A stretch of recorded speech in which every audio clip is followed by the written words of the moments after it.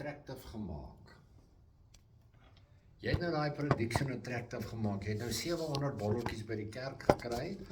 Jy het net goed vir 20 botteltjies, maar jy het nou 700 botteltjies. Hoe kan jy nou dit aan attractive vir jouself maak?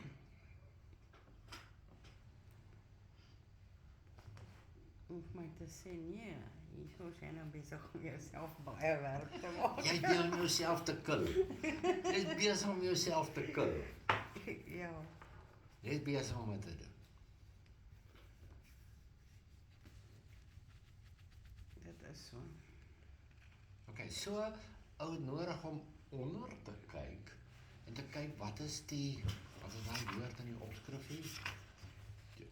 Causes your bad habits. En dan staan daar where cravings come from, bladsy 127. Jy het nodig om daar te gaan kyk.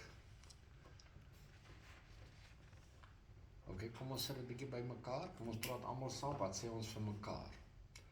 Wat hoor ons uit hierdie hoofstuk 10? Lenora se vrou pas lekker in. Wat sê ons vir mekaar?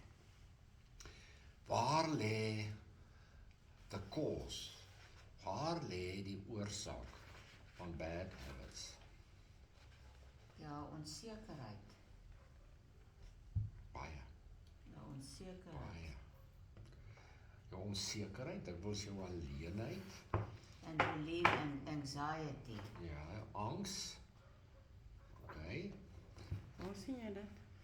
At a deep level, onder daai where cravings come from, dan is daar 'n paar punte en dan hierso nou, a craving is just a specific manifestation of a deeper underlying motive. Net na daai sterretjie goeder Ja. die eerste sinnetjie Ja, okay, ek daarna. het dit At gehighlight a deep nogal. level, you simply want to reduce uncertainty and relieve anxiety and win social acceptance and approval.